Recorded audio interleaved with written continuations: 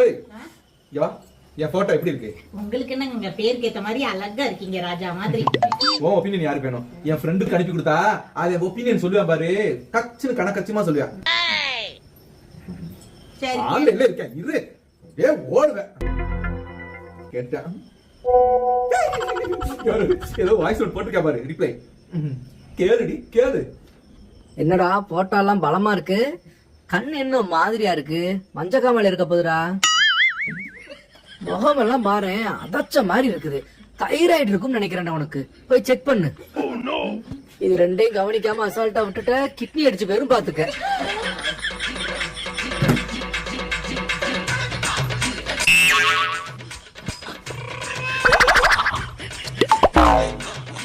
அப்புறம் சொல்ல மறந்துட்டா, photo super.